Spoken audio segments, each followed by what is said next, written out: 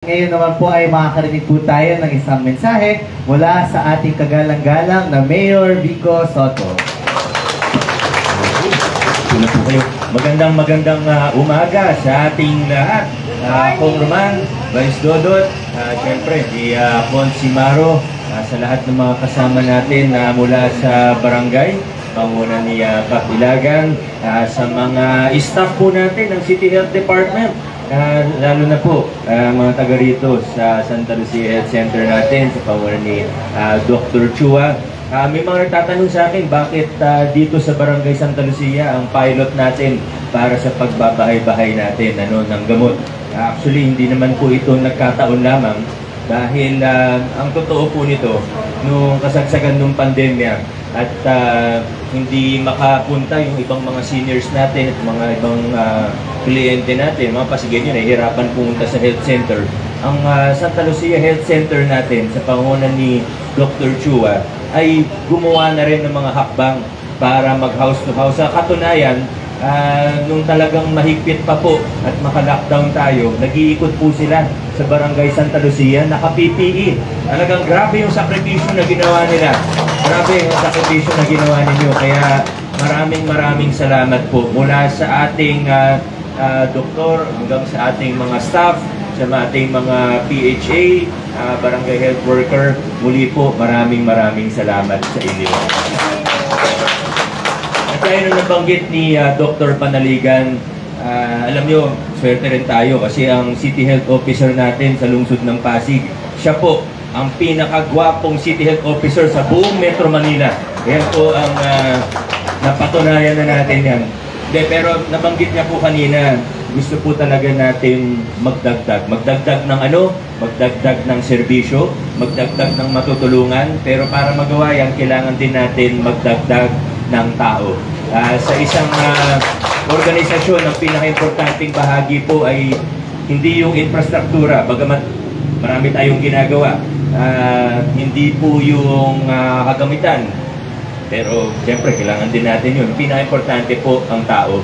Sa kasalukuyan po, ay alam naman natin, talagang minsan nagkukulang tayo ng medical professionals. Hindi lang po yan problema sa Pasig, kundi sa buong Pilipinas. Lalo na, pagpunta ka sa ospital, kahit anong ospital siguro sa Pilipinas, talagang hiring ng nurses. Private, public, talagang nagkukulang po tayo. Pero, ang isang importante po, yung mga health workers po natin. So kung nagkukulang man tayo sa nurses, ay siguraduhin natin na sapat yung bilang natin in general. So sa ngayon po, higit kumulang, meron tayong 400 siguro na Pasig Health Aid. Yan po yung health workers natin na city pay para sa kaalaman po ng lahat. 400 po, samantalang ang population natin sa Pasig, nasa officially more than 800,000 na po. So, ibig sabihin, sa 1:2,000 lang po yung ratio natin. Medyo mahihirapan po ang ating mga PHA kung pa-expand tayo ng pa-expand ng mga serbisyo. Baka bumigay, mga tao lang din po yan. Kahit sobrang sipag ng mga PHA natin, mga tao lang din po yan. Pwedeng talagang baka tumukod pag talagang sobrang dami na ng pinapagawa namin trabaho sa inyo. Kaya, ang goal po natin, sa susunod na ilang taong sasabihin ko daw? 1 year, masyado naman mabilis. Hindi natin kakayanin. Kaya depende rin sa hiring budget kasi walang problema. Pero yung hiring, siyempre, proseso po yan. Pag-training din tayo.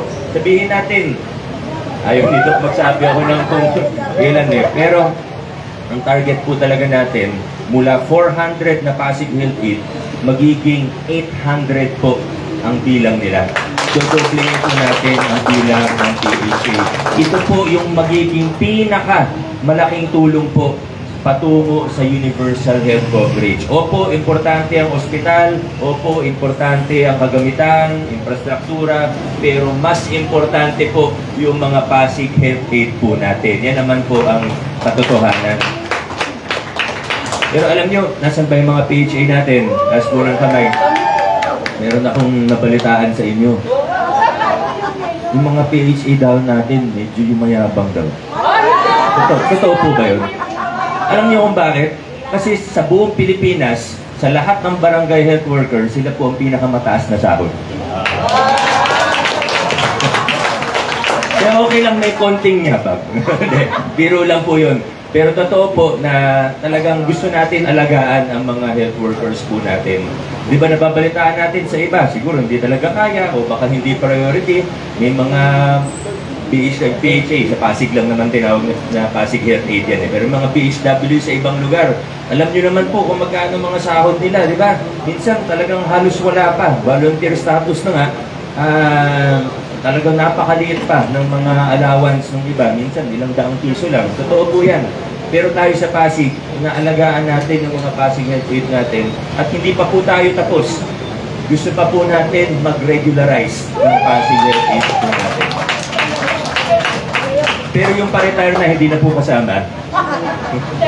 Kasi yung gratuity pay, liliit po yung gratuity, mas maliit yung magiging benefit kasi sa GSIS kumpara sa gratuity pay. Tayo rin sa Pasig, di ba? Tayo lang ang may job order na pag nag-retire, may retirement benefits. Kasi pag sa iba, TY lang po yan pag nag-retire. Pero bakit natin ginagawa dahil lang ba trip lang natin na alagaan ng health workers natin? Hindi po. Dahil naniniwala po tayo na ang health workers po natin ang pundasyon ng mga karagdagang serbisyo na gagawin natin tungo sa universal health coverage o universal health care. Sa dami ng ipapagawa namin sa inyo sa susunod na mga taon, kailangan po talaga yan. At ang isa sa gusto nating ayusin, gusto nating baguhin sa pag-iisip ng mga Pasigueño, maging ng mga Pilipino, ay yung ating health-seeking behavior. Diba, nasimulan na ng City Health Department, nagkakaraban tayo, lahat ng mga information, education na campaign po natin, yung sa health promotion natin, diba, yung sa health po natin, nasimulan na po natin yan. Pero ang totoo po, talagang malayo pa, marami pa tayong kailangan gawin. Kailangan talaga natin ayusin yung health-seeking behavior. Alam nyo, nung siguro, ilang linggo pa lang nakalipas, meron po ako nakausap na senior. Hula ko, mga siguro 75 to 80 years old po siya. Lumapit siya sa akin, nagre-reklamo po. Sabi niya sa akin, Mayor, akala ko ba may mga laboratory tayo para sa senior? Sabi ko, opo, meron po. Bakit? Ano po naging problema? Ayaw kong entertain sa laboratory natin, sabi sa akin. Ano po nangyari? Sige, kunin ko po yung pangalan. Papatanong ko po, saan po ba kayo nagpunta? Sino po bang nakausap ninyo? Kinausap ko po. Yun pala, kakatapos niya ng mag-laboratory 2 weeks ago. Gusto niya mag-laboratory ulit. Hindi naman po pwede na every 2 weeks ay magpapalaboratorio tayo. Hindi po pwede yun. So, minsan may mga siguro yun po, medyo extreme na example. Pero, ang totoo po niyan, kailangan talaga natin i-improve pa yung education, yung kaalaman, patungo sa yung health-seeking behavior. Yung iba naman, nasa kabilang extreme naman, ayaw magpa-check up. Di ba? Kasi pag nagpa-check up daw sa doktor, baka malaman kung ano na yung mga sakit. So, kailangan nakabalanse po tayo. At para magawa po ito, naniniwala po ako na ang susi po ay, opo, marami tayong iba't ibang programa, pero ang susi po talaga dito ay ang mga health workers po natin na mula ngayon ay magbabahay-bahay simula sa Barangay Santa Lucia dahil nasubukan niya na po noon. Gagawin po natin to, isi-scale up po natin to sa 30 barangays ng ating lungsod. Para yung mga nahihirapan punta ng health center, maabot po natin. Yung mga kailangan mag-upgrade ng reseta pero medyo matigas po yung ulo, ayaw magpakonsulta na sa doktor, bago bigyan ng gamot, syempre, kailangan i-check up. At sa ganung paraan, mas marami po tayong maabot, makakatulong tayo na i-upgrade yung health-seeking behavior ng ating mga kababayan at mas marami po tayong matutulungan, gaganda mga serbisyo pangkalusugan natin sa lungsod ng Pasig. At kung mas maganda yung serbisyo pangkalusugan natin, lalo na sa primary healthcare, sa dulo, mas konti rin yung mga problema natin sa ospital. So, preventive healthcare po ang focus natin, primary healthcare.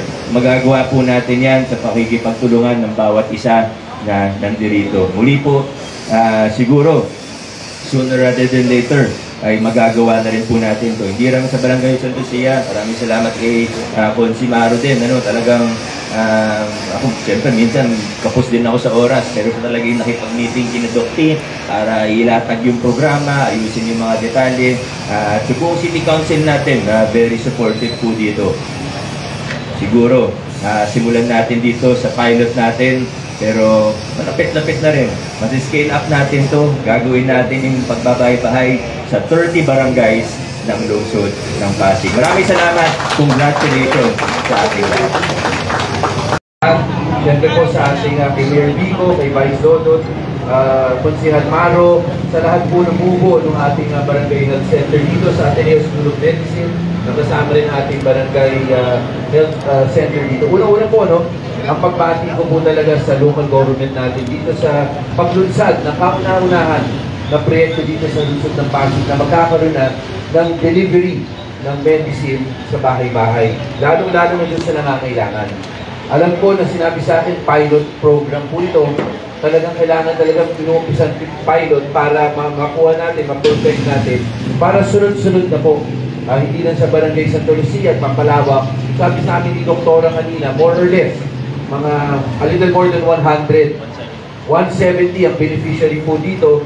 Hopefully po ay talagang ganun po talaga. Kailangan perfect tayo para makita natin paano yung proseso para mapalawak pa natin, hindi lang dito, pero sa ibang barangay. Si Dr. Panaligan, nakita ko nandito rin, sigurado ko from here ay ma-extend po niya. Sa totoo po, no, alam ko na healthcare ang napaka-importante para sa napakaraming pasyente. Sa totoo po, no, yan lagi narinig natin na ngayon. Kasi sa totoo po, talagang lalong-lalo na tapos ng pandemic, naghahanap po lahat talaga ng aruga, lalo na sa health nila. Kaya itong pag-deliver ng medisina, sa lalong-lalo na dun sa bedridden, ay napaka-importante. Kaya Mayor Vico, Vice Dodot, Konsihal Maro, sa totoo po, no, ginawi po, no, yung sa mga hospital po, yung una natin naabutan dito, aminin natin ang totoo, yung unang naabutan dito po, may bayad talaga, kahit na yung lokal na mga natin, lokal na mga hospital. Pero sa pamumuno ni Mayor Vico, naumpisa na po yung no balance billing. Sa totoo po, pumunta kayong PCGH, Child's Hope, may no balance billing na po dyan. Especially kung meron kang PhilHealth. Nandun na rin po tayo, hopefully, marami lang po talagang requirements sa DOH, pero hopefully mabuksan na rin yung Malasakit Center dito sa PCGH para mas madali para sa ating mga kababayan dito sa lungsod ng Pasig. Pero katulad ng binanggit natin ni Mayor Vico, ang hinahabol natin, universal health care. Ang hinahabol po natin, mapangalagaan yung ating mga mamamayan na hindi na kaya pumuntang ospital. At nakita rin po natin, napakarami na nasa ospital natin. Gusto natin, hindi na po pumunta sa ospital. Maalagaan natin sa bahay-bahay. Pero, inumpisahan muna po talaga sa ospital. Kailangan libre na po yun. Kaya nagawa na po yun. May universal health coverage yun. Yung mga may PhilHealth, sinasagot na po ng city yung hindi nasasagot ng PhilHealth doon. Kaya nandito na po tayo sa next step. Konting pasensya na lamang. Maabot na rin po natin, hindi lang sa bedridden, pero hopefully sa mga gamot na kailangan para dun sa maintenance. Kaya sa ating mga kabayan sa lungsod ng Pasig, konting pasensya na lang. Paabot na tayo, pero sa totoo lang, sana matandaan natin kung nasan tayo dati. Dati po, may bayad pa nga. Yung PCGH, may bayad doon. Pumunta ng Child's Hope, may bayad doon. Ngayon, wala nang bayad basta may PhilHealth ka. Ngayon dati, wala namang delivery po ng gamot sa mga bedridden. Ngayon, mag-umpisa na tayo dito sa Barangay Santa Lucia. So nakikita po natin, patungo na po tayo doon. Kaya sana ay may birth pains talaga yan. So umpisa, sana magpasensyahan na tayo, aabot tayo dyan. At sa tulong, syempre, kita Dr. Panaligan sa ating barangay, kay Doktora sa ating barangay, syempre sa Ateneo School of Medicine, ay maabot natin na hindi lang dito sa lungsod na sa Barangay Santa Lucia. Kaya muli po, congratulations po at magtulungan tayo. Mabuhay po lungsod ng Pasig. Maraming salamat po, Vice Congressman. At ngayon naman po ay makakarinig po tayo ng mga pagbati mula po sa ibang opisyal ng ating local government. Paumpisahan po natin sa kagalang-galang na Konsihal Maru Bartire. Maraming salamat po. Good morning po sa ating pong lahat. Kong Mayor and Vice, good morning po Doc P at kay Doc Snow. Pagbati ko lang po ng... At sa pamunuan po ng barangay, dito po ang ating mga kagawad at kay Kapitan Alvin Ilagan.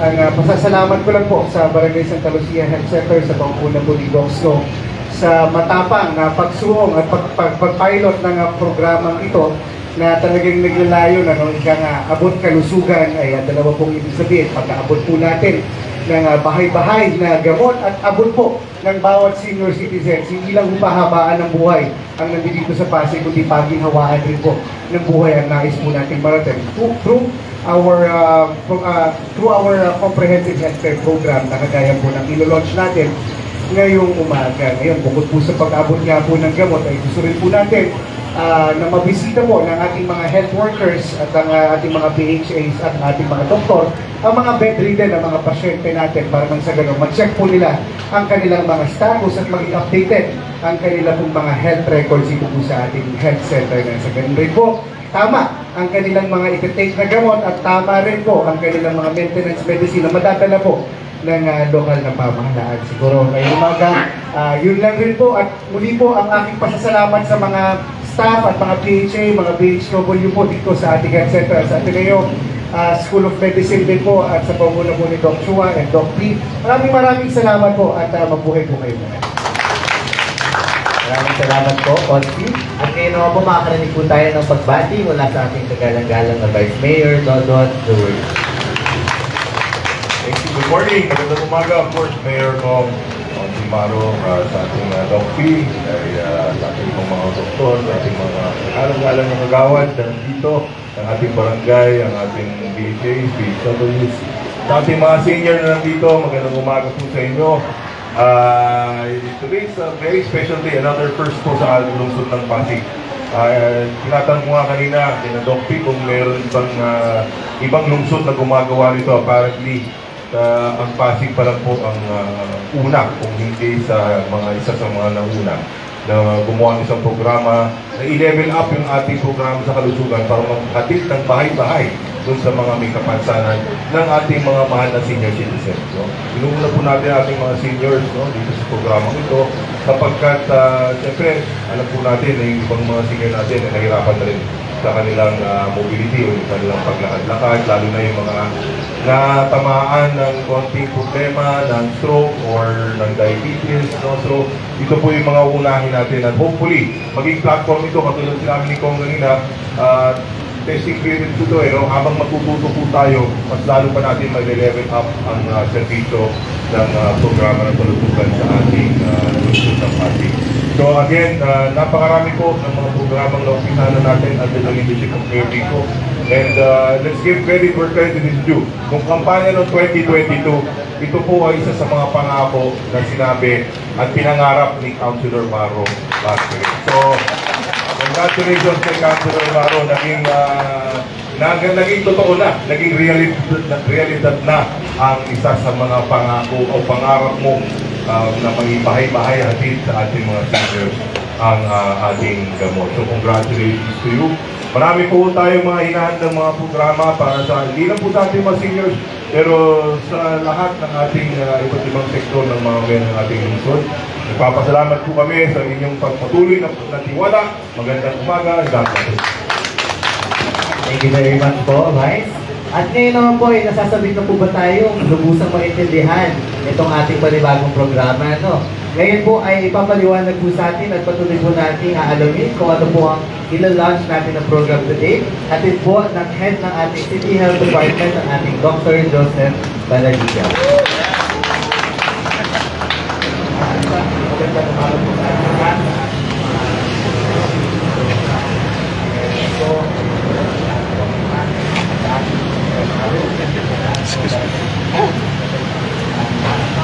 So, sabi nga po, sabi na ni Vice Mayor na ano ba ang history ng programa na ito. Ito po yung battle cry ng ating Luzon at ng ating mga sosyal na i-extend ang services ng house-to-house o door-to-door health services dito sa Luzon ng Pasig. Ngayon po ang katuparan. So dati po, meron po tayo nagbibigyan yung mga talagang bedridden lang. Ngayon po, extend po natin ito sa ating mga senior citizen na talagang nahihirapan pong lumabas ng bahay dahil naandyan na po yung kanilang mga arthritis, yung iba naman po talagang walang kakayahan lumabas dahil sila nagbabantay ng mga kanilang mga apo. At doon po sa talagang napakalayo ng bahay na mamamasahe pa sila para sila ay pumunta rito para humingi ng gamot. Ngayon po ay patutupad na po natin. Dito po natin uunahin ang pilot programs ng abot na serbisyo ng kalusugan dito sa Santa Lucia. At sa ito po ay talagang pinag-isipan po namin, talagang nakakailang meeting po kami po sa Almaro na ano po ang gagawin natin. Sabi ko sa akin, kailangan meron tayong gamot. Yun naman po talagang pinaglalaanan natin ng pondo sa pamumuna po ng pag-approve ng ating Vice Mayor at pag-approve din ng ating Mayor sa ating mga gamot na budget. So, kami po ay nagdagdag po ang aming budget para po dyan sa ating programa ito. So, ito po ay hindi lang po para dito sa Santa Lucia. Ito po ay una lamang po dito sa Pasig. Ang pangarap po namin ay buong Pasig ay mabigyan ng serbisyo ng abot kalusugan na programa ng ating lungsod. So, ngayon po, ilan lang po ang ating muna mamamibigyan. Pero sabi nga ni Mayor, siya po ay nagsabi na madadagdagan ng ating mga PHA. So, ibig sabihin yan ay talagang lalagana po ang programa sa lungsod ng Pasig. Maraming pong salamat. Maraming salamat po, Doc.